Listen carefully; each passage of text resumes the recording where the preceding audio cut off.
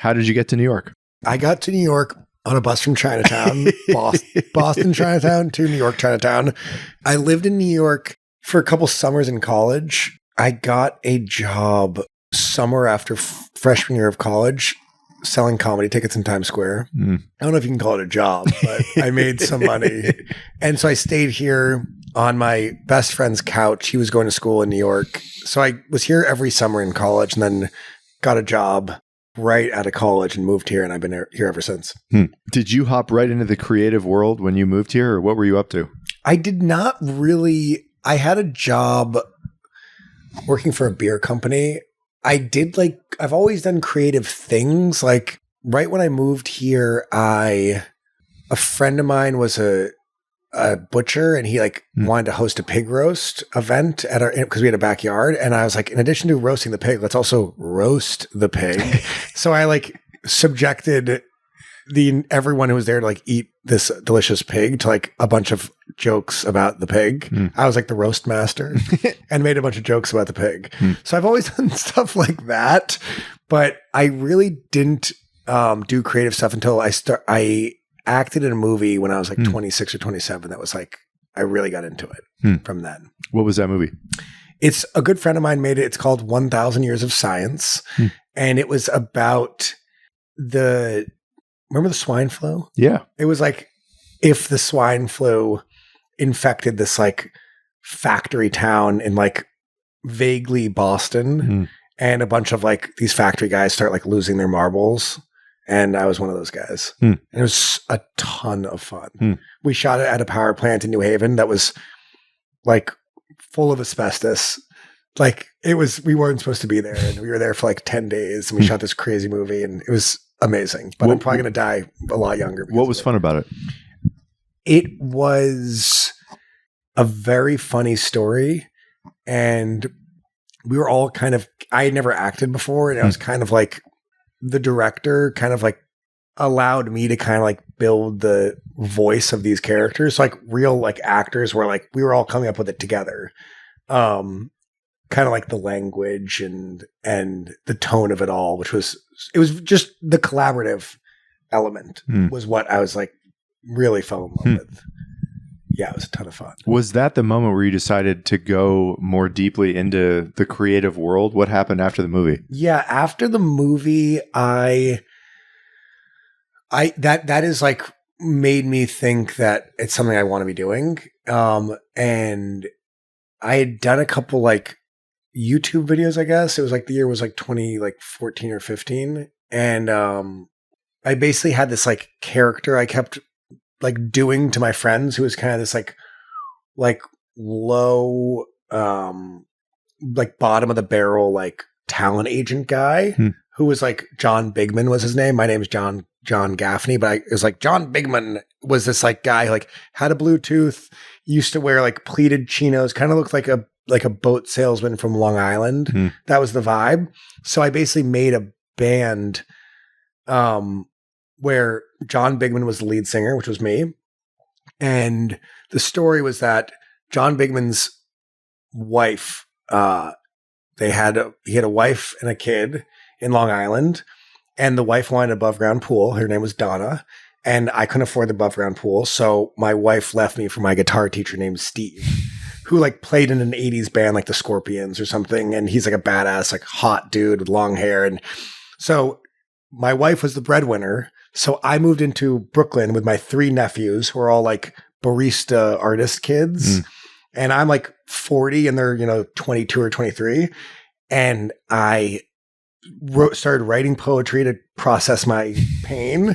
And I begged these 3 nephews of mine who were letting me crash on their couch to form a band with me so I could get out my feelings. And then that was the band. The band was called Rock Bottom Boy. So we would perform shows, and they would all be dressed kind of the way twins, baby twins are dressed, the same outfit, but maybe a blue shirt and a white shirt, but matching. They would all be matching, and I would be dressed like a boat salesman. And every time we performed, something bad would happen.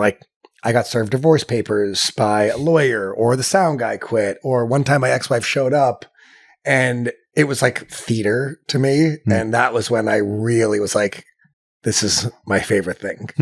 It was so much fun. How did you survive financially while you were beginning to delve into the creative world more intensely? I had a salary job for a very long time. Like, so I had a salary job until 2 years ago and like kind of had a double life. And yeah, I wasn't making money on any of my artistic endeavors. What was the salary job? I worked in the liquor business for a vodka company, Tito's Vodka, which was amazing. And I had a lot of latitude.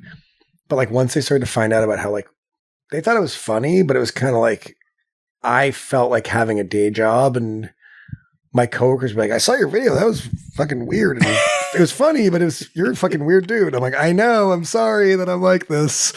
It was like, I had so much anxiety because like I would put out a video like on Instagram, like if it like went like nothing was going incredibly viral, but like if a bunch of eyeballs got on it, that means like I had like, oh fuck, my coworkers are going to see this shit.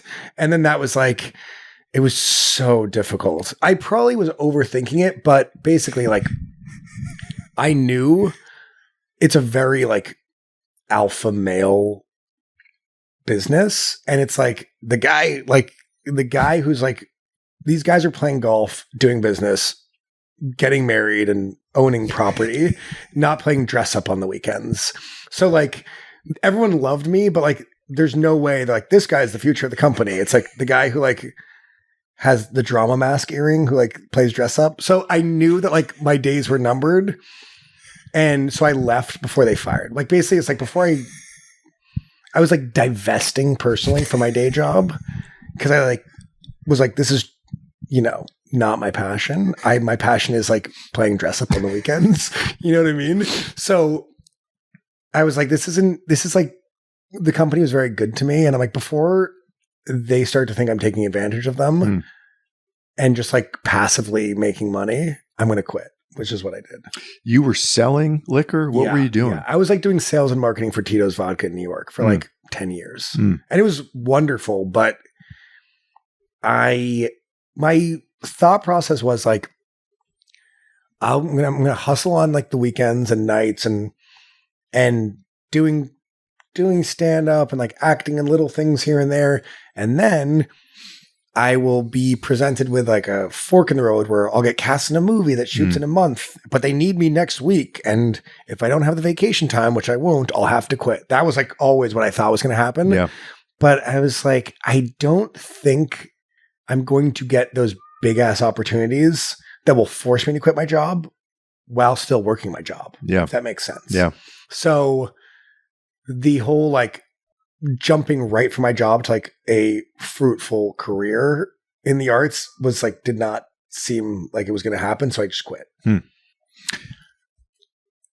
When you quit, did you have a plan? Did you know exactly what you were going to try to do to survive, to make money? When I quit, no, not at all. Like I had some savings, so I had like I had a bit of a runway, I guess you could say.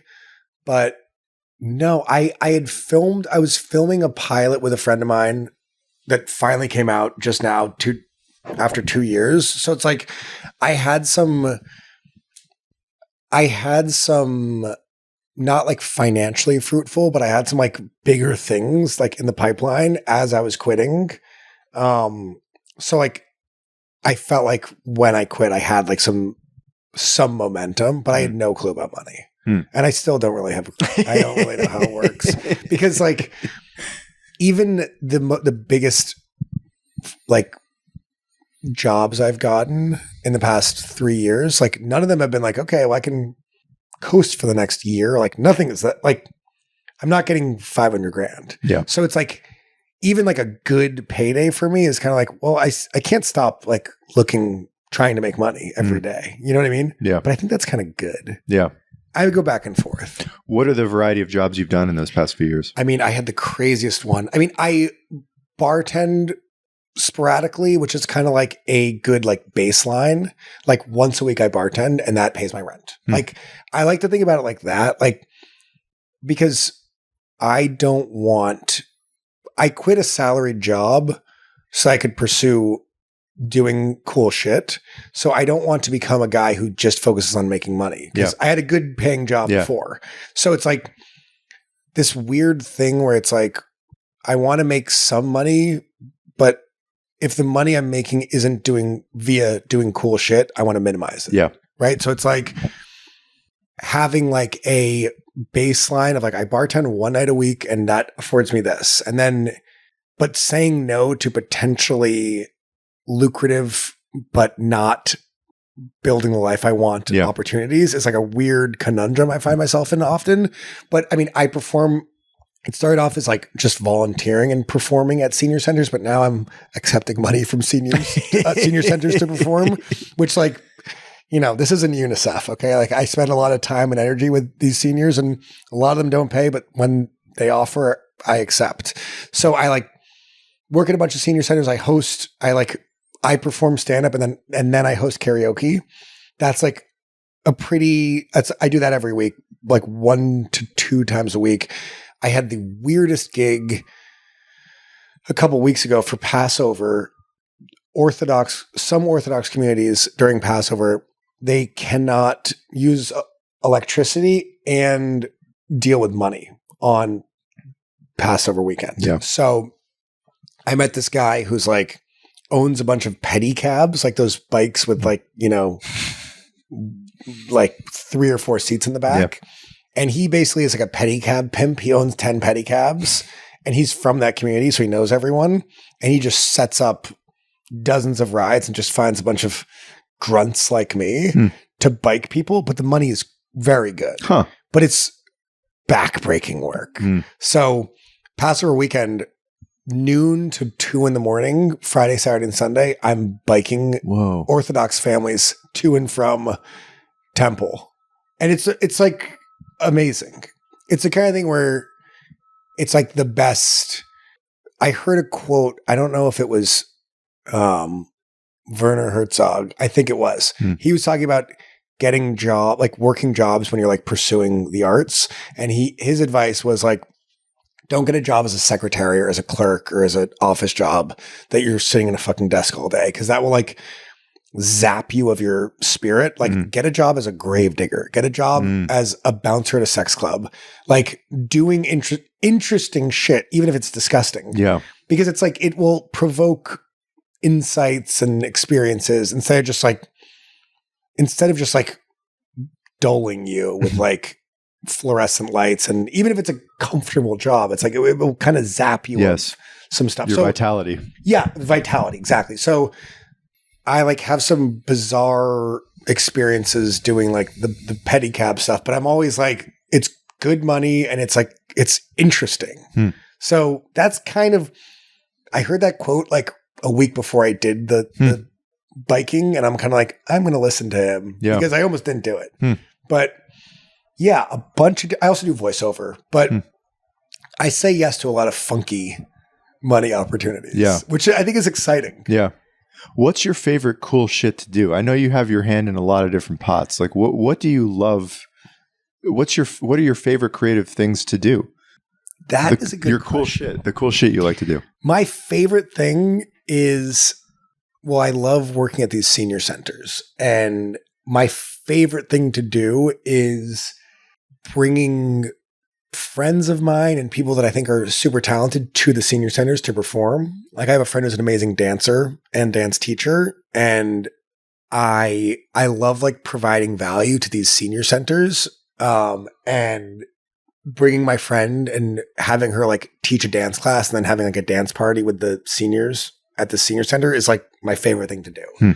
So, cause I'm really collaborating with the friend of mine. I've had like a friend of mine who's a juggler come. I've had a friend of mine who's a singer come, and collaborating with them and the senior center. Like the three of us are kind of coming up with like, what's the coolest thing we could do together? So it's like it's also like one time. It's like very like of the moment. We just like have a really fun time, think about some cool stuff to do. And it's just like a fleeting moment. That's like my favorite thing to do. Why is it your favorite? I think there's something about, I love filmmaking, but it takes so long and it's expensive and it is my favorite thing, but it's like you can't do it every day. And stand up to me, I never became a really good stand up because like I feel guilty about just talking. Like I don't think I'm worthy of like, here's what I think. Like, who cares about me? I'm like a C student and I've no insights. Like I'm a tall white guy. Like I didn't survive the Holocaust. There's nothing compelling here. Like you guys on the dating apps, like my shit is pretty uninteresting. Right. So like I have a weird anxiety about like, well, what the fuck do I have to say? Jack shit. I have nothing to say. And I feel like you have to, and I'm sure I do have some funny things I could say, but like you have to believe it. And I don't believe it. I'm like, I'm not listening to, I don't think I'm worth it. So there is like because the seniors are like oftentimes really bored. I'm kind of like, they're a captive audience, but like more importantly, it's like, I'm actually like, might be giving them something because I'm like, haven't seen stand-up comedy in maybe 40 years. Who knows? Yeah. So I feel like I'm actually providing something like a service, which I think at a certain point, at some points, I feel like I am like doing stand-up and like acting in something and like I might make someone's day or make them laugh or inspire someone. Hopefully that happens, but it doesn't always happen. Yeah. And the times it doesn't happen, I'm kind of like, ugh, God, who do you think you are? Yeah. So like that sucks. And doing something that's a little bit more rooted in like service is really fun for me. Like a clarity of value that you're providing. Totally. Yeah. Totally. It's like these, and it's not just me. It's not like I'm going to save the day. It's like I facilitate it and I bring in other people who are thrilled because they're, I think oftentimes we also end up performing for our peers, right? It's like the average person I'm doing stand-up for, or the average person who watches like the movies I'm in, they probably grew up like, they might have some of the similar influences. We're probably around the same age. Yeah. We probably grew up like, I don't know if anyone in Kenya is watching my videos, So it's like, we probably grew up similarly. And that kind of compounds to like, this guy doesn't need this. Like, you know what I mean? Like this person who's similar to me, who grew up on the same stuff. Like I'm not changing the way they think, but just an older person from a different time and oftentimes like a different background and it's just a little bit more satisfying to like have a connection with. How did you come up with this idea in the first place to do this? And I'd love for you to go into detail about where you do it, what it exactly is. So I kind of stumbled into it when my grandpa was at a nursing home for the last couple of years of his life. And we would do Thanksgiving at like, like conference room B in this sterile ass nursing home. And I would bring a karaoke machine and like would do like sing and do stand up and like everyone, my family kind of hated it, but like they would laugh. And I was like, when you laugh, you encourage me. But we had like sometimes people from the, it was like my family, my aunts and uncles and cousins and like, 20 of us, but like sometimes people from that nursing home would like come to our little room and like maybe get a laugh. Right. So that happened. I did that like every Thanksgiving for a couple of years. And then he died and I was in Brooklyn in my neighborhood in Bushwick. And I saw this lady who I'd seen many times before who I don't know the PC term for this, but she had a humpback. Yeah. And she's like 4'6" probably, and was pushing one of those like old lady grocery carts up a hill.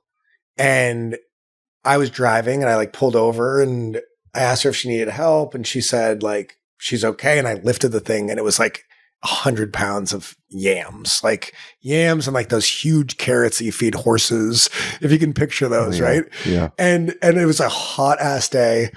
And I was like, are you sure? Are you sure? And she like could not speak very clearly. And eventually she's like, okay, I'll get in the car. And she got in the car. We drove to where she lives. She lives in this big building not too far from where I lived. There's like a big project building, and I get there and like take the fucking heavy ass yams and carrots, and we start like pushing it in, and we get to like the lobby of this apartment, and it's like 20 people, and the elevator was down. She's like, "Oh, the elevator," and I'm like, "What floor do you live on?" And like she said like the 11th, and I'm like, I can't carry these up 11 stairs, and I also can't just leave you because this lady's like 90 and it's like 100 degrees, and I was like, I don't know how I'm going to get out of this situation. And she was like, "Come with me." And I followed her like 100 yards to this place called Lovejoy Senior Center. And I had no idea where she was taking me, but the door opened and it was like salsa music playing, people playing dominoes. So everyone went, "Dory." And like they all knew her, and it was like people were hugging her. And I thought she was going to like, if I leave, this woman's going to die of exhaustion in the lobby waiting for the fucking elevator. So going from that to this like oasis was like, what the fuck is this place? That like is the answer to our prayers. And it's a senior daycare center. So it's like people go there for like 2 to 5 days a week from like 9 to 4 or anytime within, they could come 11 to 1 if they want, but it's older people. There's programming, like there's bingo at noon, and they do like chair exercise from noon to 1. And they have lunch, or you can just come hang out and talk shit and flirt, and it's like it's a social club. And I didn't know about any of these centers, but there are about 500 in New York, older adult centers, and I basically like went there, and she told me to come back, and I came back, and I was like, "Hey, you guys ever want to like have a party? Like I've got a sound system, I can sing, and my friend can DJ." And my friend and I started performing music there, and we would come every month. The last Saturday of the month is like the birthday party. So we would come like MC the birthday party, do a little stand up, sing some songs, fuck around, really just be like a hype man. And from there, like friends of mine asked, "Hey, like, can we perform with that senior center you're always working at?" And like this band Faux Real, they're from London. They're amazing. They play like, when they come to New York, they play like Brooklyn Steel, or like they play like the cool indie venues. But they were just like, "We've never performed at a senior center before. Can we do it?" And I'm like, I never thought to ask, like, please. And from there, I kind of was like, I want to bring talent to these senior centers. And it's like a two-way street, because the seniors love getting new talent, new faces. And they met these gorgeous guys from London who like learned the song in Spanish for them. Like, like everyone's benefiting. The guy, the talent loves it. The center loves it. And it's nice because I'm not the talent. Yeah. So it's not like, "Hey guys, listen to me." I'm just like connecting the dots, which is really fun. That was a long answer. That's great. So do you go to the same center every time, or do you go throughout the city? I have my home place, Lovejoy, but I probably go to like 10 different centers now. And I've got like, they're all a little different, but they all kind of have a similar through line. Like they all have a similar vibe to them. But the first centers I worked at were like not primarily English speaking, so I had to lean into the physical comedy. And I would do a lot of like, "Como se dice, make some noise," which they thought was funny the first 100 times.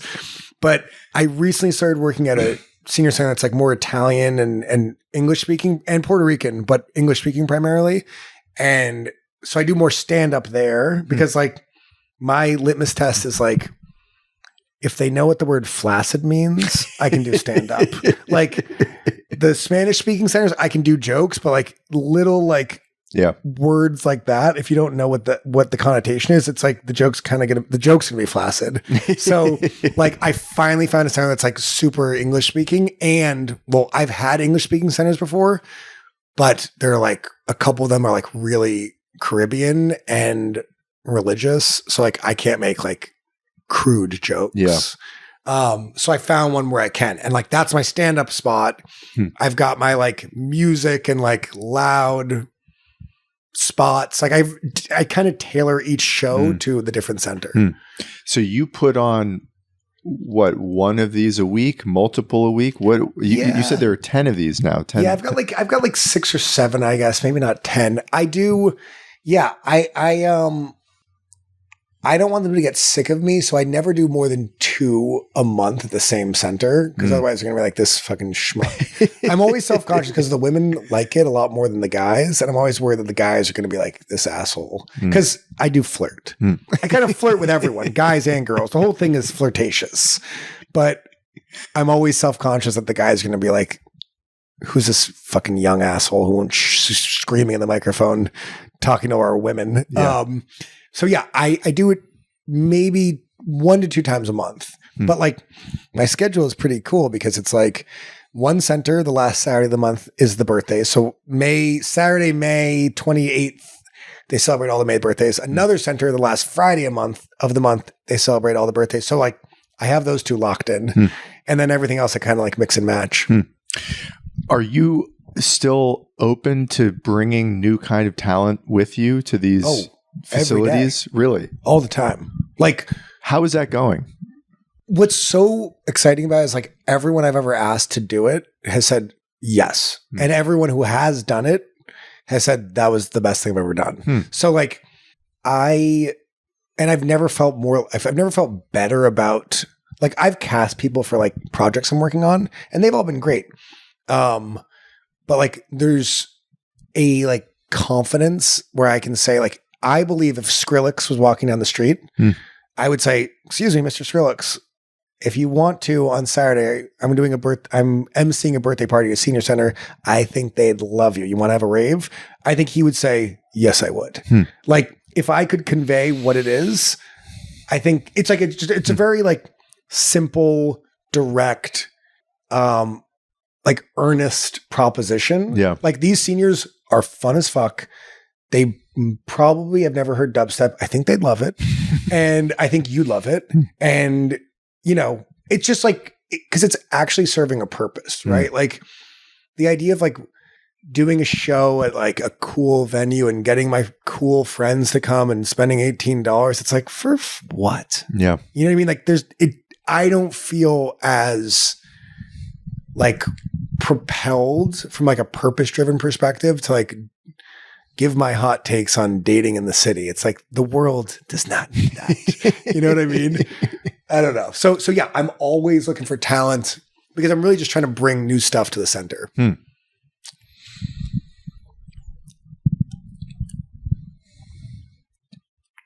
How long did it take you to begin to get offered any kind of money for this? I know you said now you will accept money if offered, but what does that look like? What has that looked like?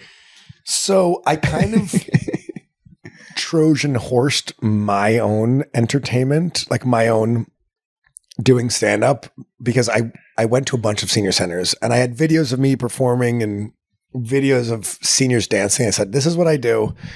I host karaoke and am an MC, but I host karaoke. That was the product that I sold when I like walked in, like cold called a bunch of senior centers. So they're like, okay. And I basically sold, because I do believe karaoke is like, it is super, it's collaborative. Like everyone sings together, right? There's someone with a mic, but like, if you know the words, you're singing along or you're dancing. Yeah.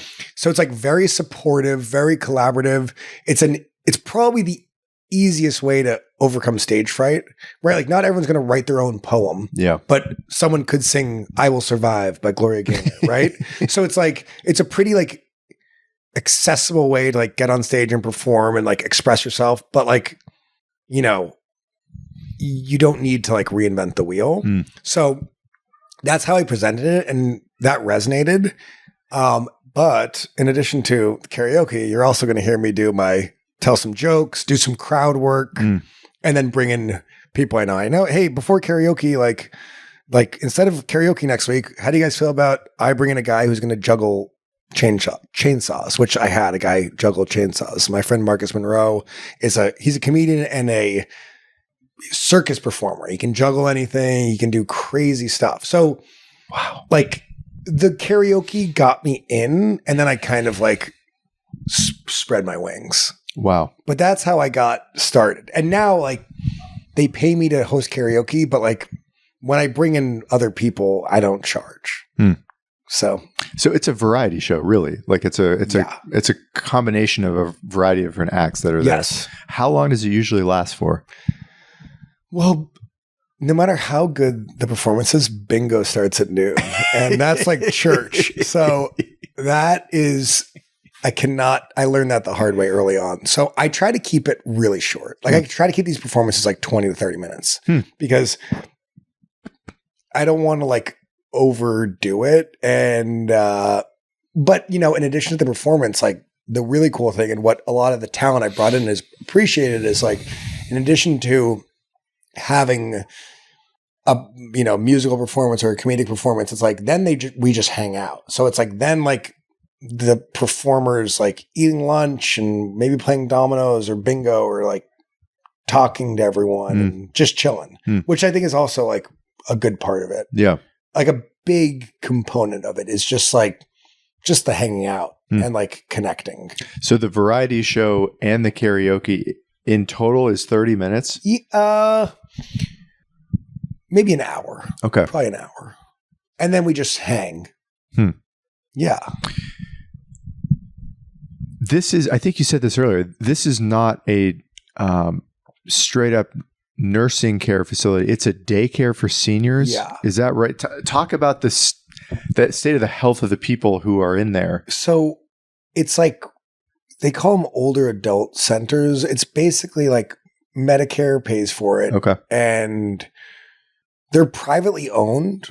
I mean, some of them are owned by the city, but like most of them are privately owned, but they have anywhere from 20 to like 100 seniors who come once to 5 times a week. And they have 2 meals and entertainment and all this like social stuff. But also it's like, I think it's to like combat isolation and to keep seniors engaged. And also like, you know, I was going to these centers during COVID and, you know, it's like they were facilitating COVID tests and like so much other basic like life stuff happens at these centers. Like there's a guy who comes to these centers. He's a volunteer guy and he like helps them like learn how to use computers. So it's like, there's a ton of, I mean, I focus on like the social connectedness, but there's so many resources that are distributed, like tangible and non-tangible resources that are kind of like distributed through these centers, which is really cool. I mean, there are people who are like 50 who are like relatively in like decent health. There are people with like developmental issues. Like there are people with dementia. I would say 50 to 100. There's a 99-year-old at one of my centers. So it's a pretty wide range of like physical ability and like mental like wherewithal. It's a lot of like people in their 70s and 80s who are like just wanting something to do. Yeah. I mean, my grandpa, before he died, like there's a ton of information on couples when someone dies at 85, their partner descends quickly. Yeah. Right. So it's like just being alone, like will accelerate your like demise. So my grandpa lived about an hour and a half from us growing up. And like, he would see multiple people. Like we would go there every week. But like, other than that, he was sitting in his lazy boy watching TV from at like age 85, 86. And like, he was not going out. He was not going to a senior center and hearing new music and bullshitting with these like 30-year-old guys and people his age, right? Like, and I feel like that is so important just to keep and to make the days different than the last. Like, even if they hate it, if I bring a heavy metal band to a senior center and they hate it, it's like, well, that was interesting. You know what I mean? And it was different than yesterday. So I think they serve a tremendous purpose just to keep life fresh and connect people. So these people don't live there. This No. is just a center that they go to. I think you said 1 to 5 times a week typically. Yeah. Yeah. Did you always have a big heart for the elderly, for the disabled? Was that always a part of your background? I think it was. Yeah, I didn't always know how to. I've always felt empathetic. I don't know if I've always acted on it, but I've always had the inclination to. Which is why some of the more ego-driven parts of the entertainment business kind of give me the ick. So, but I didn't always know where to channel it, so yeah, I would say I've always wanted to help people or help make their days better, but I didn't always know how to do it. And then I found this and kind of really leaned into it. Does this feel like your calling in a way? How are you thinking about that? Yeah, it's interesting. I mean, it does, which is really interesting to say because it's a year ago I wasn't taking it that seriously, but it's there's nothing I like more than really connecting with these people. And I got into a weird fight with my girlfriend a couple weeks ago because this new English speaking center, I was so excited about it. I walked in there. I'm like, my name is Johnny. I perform with senior centers. I presented myself as a stand-up this time. I was like, I'm a stand-up comedian. I do stand-up comedy because I want to do stand-up at the center because they know the word flaccid. They're going to get my material. And so the woman was like, great. Can you come in next week and do 11 to 12? And I'm like, do stand up from 11 to 12? And she said, yeah, I'm okay. A fucking hour? Louis C.K. can't do an hour. That's an hour of stand up. If you're not funny and you're up there for an hour, you're going to want to kill yourself. Yeah. So long story short, I did an hour. It was a lot of crowd work. And I was like, let's hope they liked me. And then a couple days, and I had a great time. Everyone was so cool. And then a couple days later, they called me back and they said, you're great. Can you come in on June 5th? And I'm like, whatever. I hump the phone. I'm like, fuck yeah. And my girlfriend's like, what's up? And my girlfriend helps me with this stuff. So she's on board and supportive and yada, yada, yada. So I'm not trying to shit talk her. But I was like, Swingin' 60s called. They want me for another gig. And she was like, they're paying you? And I was just like, they're not paying me. Why? Should I not be excited because I'm not getting paid? I fucking talked to people for an hour and that they want me to come back and talk again? That's a fucking massive accomplishment. And she's like, oh, okay. You just said gigs. I thought they were paying you. And I'm like, they're not paying me. And that's okay because money's not everything. Yeah. And I was kind of kidding, but I was kind of serious. Because it is just the most rewarding thing in the world. I don't know if that answers your question. You love it. Yeah, I do. Big time. And they're so fun. They are very cool. I think there's a frankness that as you get older, there's just less bullshit and pretense. I tell jokes that are sometimes off color and there's this thing that pisses me off so much. I'm never trying to be an edgelord, but sometimes I'll tell jokes to friends of mine who are in their 30s and they'll say oh, I don't know about that. It's well, what do you mean you don't know? I don't know what to eat for dinner, but I'm going to think about what to eat for dinner and I'm going to know I want to eat pasta. I don't know. And then I think, and then I do know. So what don't you know? What do you mean you don't know if it's offensive? Well, think about it and let me know if you think it's offensive and then we'll talk. It's you're such a coward. You're afraid of your own. You don't know what to think. I don't know if you're supposed to. It's tell me if I shouldn't say that. I will listen to you say that what I'm saying is fucked up and will entertain it and I will second guess myself if you think it's fucked up. If you don't know whether it's fucked up or not, you know what I mean? Does that sound yes.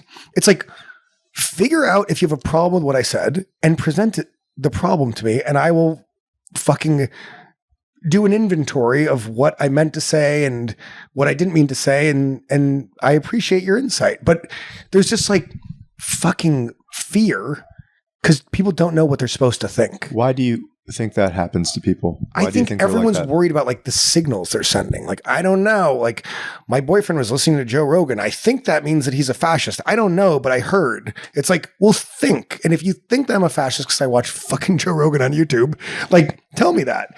But I say all that to say, like, with these seniors, there's no bullshit. Like, they will laugh at an off-color joke, and they're not pussyfooting around it. They think it's funny, and they don't need to defend it. And I think a lot of people are so worried about the virtues they are signaling or are not signaling. And it's like there's nothing wrong with, I've had people criticize things I've said, and I'm like, I eat it up. It's just this like fear-based, like, I don't know if that's fucked up, but it might be fucked up. It's like, if it's fucked up, I can't wait to hear why it's fucked up. And I'm going to like think critically about if I want to do it, knowing that you think it's fucked up. But it's just like this like lack of an actual opinion that I feel like a lot of people are just kind of swimming in this, like, not knowing what the right thing to do is, but wanting to be on the right side of history. I want to go back to the moment where you quit your job. Okay. Because I'm wondering if you felt like you were becoming someone more like that, or that there was a risk of you curbing yourself in some way that mattered. Totally. I mean, I think the previous job like afforded me, like, I knew I was never going to be poor. Like, I'm like, I get paid every 2 weeks. Like, it's pretty amazing. But yeah, it's just like, I'm not going to probably like a YouTube video or a podcast, like, enough times it's like everyone at the end of their life, no one says like, I should have worked my corporate job more. Like, no one says that ever. Right. It's like, I'm like, I just don't want to I don't want to regret. I would rather fail than like not try. Right. So yeah, I think that there's like, when I had the job, I was kind of like, I had to be worried about offending people because like I had a job, and it's like, if I make an off-color joke on the internet, and the wrong person puts it online, like, I work for a privately owned company by an amazing guy, and it's very popular. And if it's like, this guy who works for @Tito's Vodka just made a fucking insensitive joke, like, that's like, I get paid to not fuck up the company. Yeah. And so I can't, it's not just about me. It's about like the person who's putting money in my pocket every 2 weeks for the past 10 years. So I can't just be a lone wolf. And so quitting the job kind of allowed me to just do whatever and accept. And I'm not making a ton of controversial stuff, but just knowing that I can answer to anything I do. And I don't have to like take into consideration a big company and a boss. That's freedom to me. Do you think that a lot of the people you're talking about who won't give you an opinion, and this is more of a question about society in general, and because everyone now is digitally performative, everyone has a presence online, they know if they express their authenticity, their opinion, they laugh at something that's off-colored, they're at risk for being fired, for being ostracized, that's leading to a sort of blasé uniformity, a humorlessness, a fear of saying anything different than what they already know is pre-approved as being acceptable. Yeah. Absolutely. And I mean, I think comedy shows take place in dark rooms for a reason. And I think I also understand, because people are not often awarded opportunities to express nuance.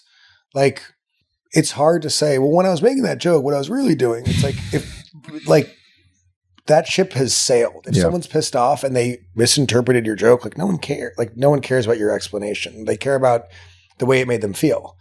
But the way it made them feel, the way it makes someone feel should be informed by the intention, in my opinion. But yeah, I think the digital footprint stuff is really what people are afraid of. But I also just think there's like an ambiguity as far as like what is right these days. Like people, I think there's like a witch hunt. I think like the like post Me Too and like post like George Floyd, there's been a lot of like kind of foolish fallout from that, where it's like someone, a 16-year-old who like raps the N-word, their life is fucking ruined. Yeah. And it's like, we're talking about like the grossest abuses of power by men in Hollywood. And we're talking about systematic killing and white supremacy. Like, we're not talking about a teenager making a boo-boo. You know what I mean? And like those things have been conflated. So yeah, I think there's this like panic that like I'll be seen as one of the bad ones if I don't vote for it. When I expressed hesitation about voting for fucking Joe Biden in 2020 and my sister treated me like I was a fucking Nazi. It's like, I guess I won't do that at the dinner table again. But yeah, I think there's just like the fear of like laughing at a joke or expressing yourself online is like based on a panic that what you do could be perceived in a way you don't want it to be perceived. But that's based in not trusting that you'll have an avenue to express yourself. Hey, that thing you said was a little fucked up. Oh, well, here's what I meant, and I apologize. Oftentimes we aren't afforded that clarification process. So I get it. And I've deleted posts that were like performing really well because I'm like, maybe it's not worth it. So like I'm guilty of it. Yeah. There's been a cost to quitting, I'm sure, your job that's paying you well. Yeah. You've also gained, it sounds like, certain things. Has it been worth it? It has, because I mean, I think especially when you have a job, which I had, which was not like I could do my job. I could be sending emails. Like there's a world where I could do this. I could do this podcast and be on the clock and be like, maybe once or twice I'd have to send an email. But like I did that for a while.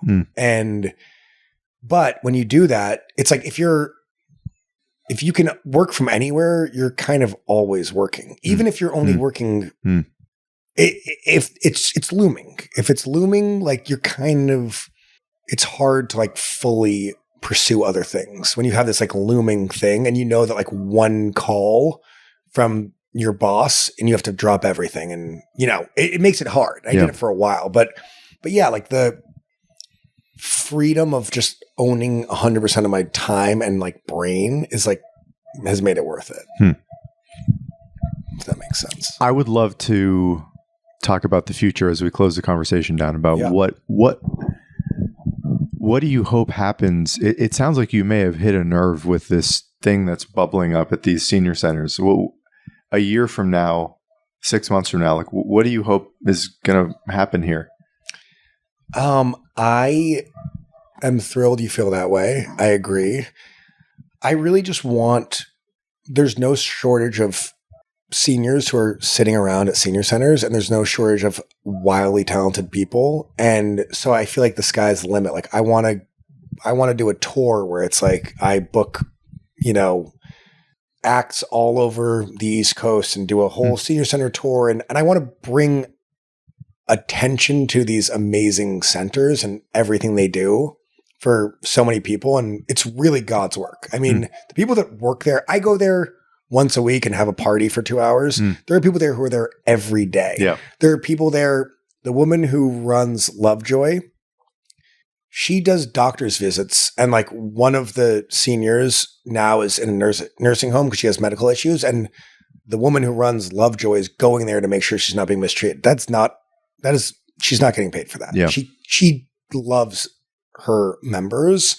I just want to bring attention to these amazing places and facilitate connection with seniors and offer really enriching opportunities for artist friends of mine to like interact with these really cool people.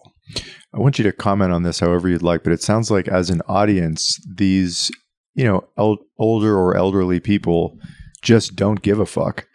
Like there's no pretense, like you said earlier. Anything else that you'd like to add about what makes them such a captive, interesting audience? I'd love to hear. Yes. Well, you said the word captive. And like I said, I definitely use the fact that a lot of them are bound to wheelchairs to my advantage because I could really just talk forever and they had no choice.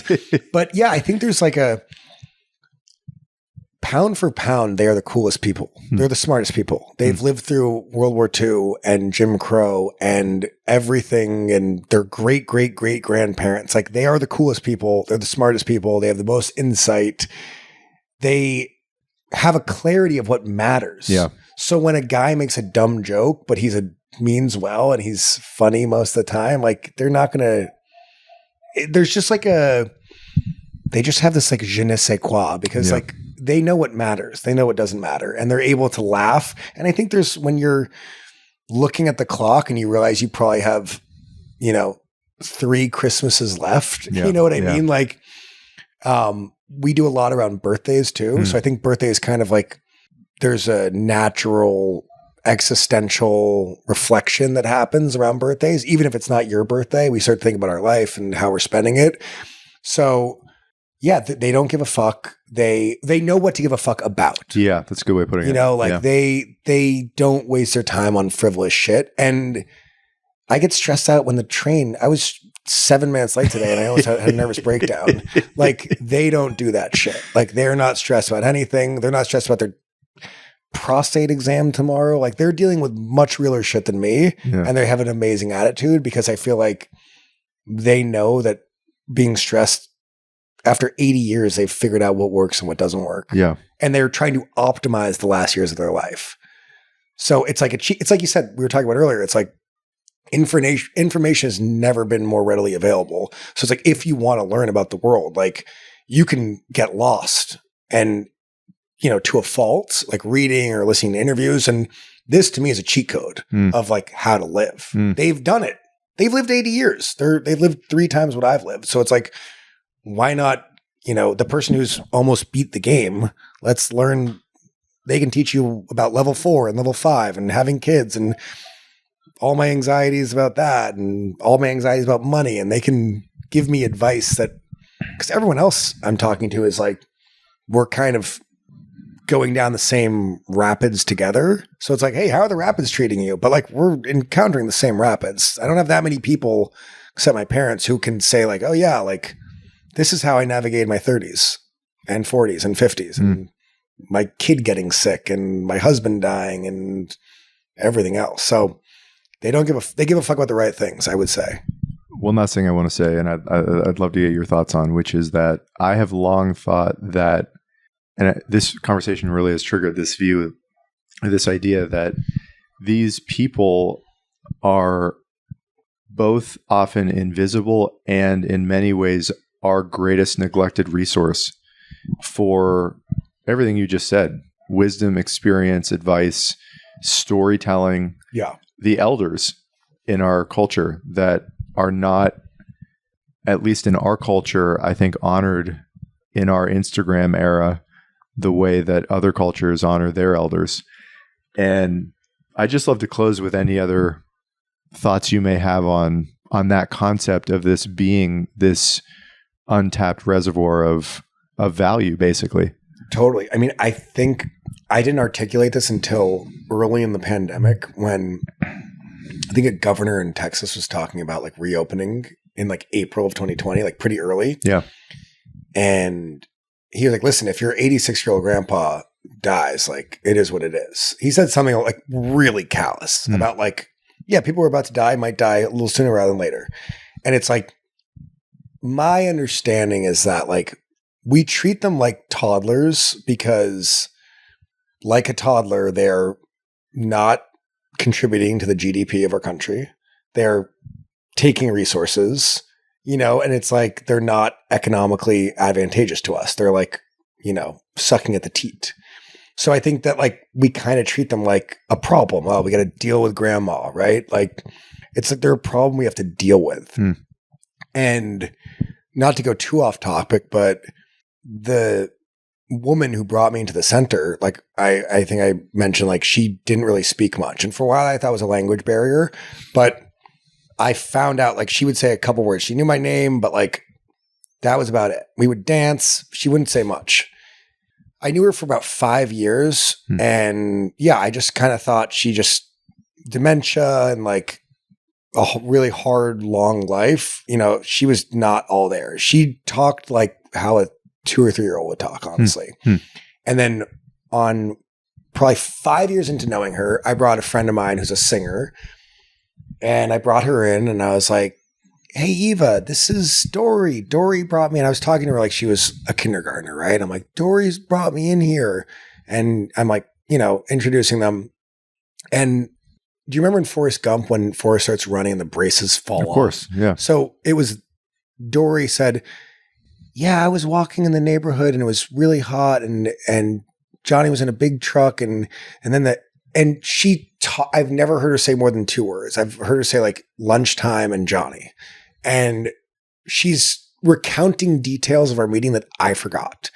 And I came to understand that like some stroke victims are like, yes, they can only say 2 words, but they can think.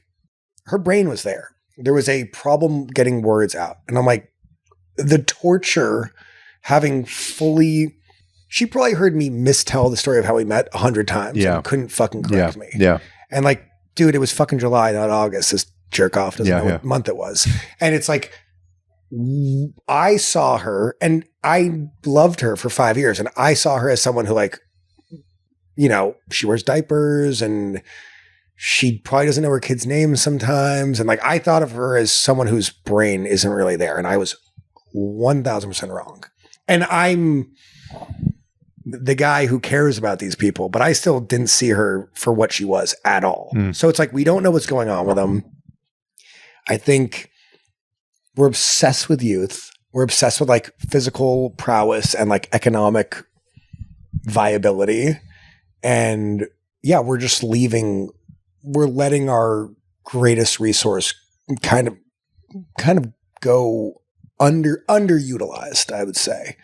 And there's so much, a wealth of information and joy to be shared with them. I think it's fucking amazing. Dude, Thank you. Thank you for doing this. Thank you. Awesome. This is fun. Yeah.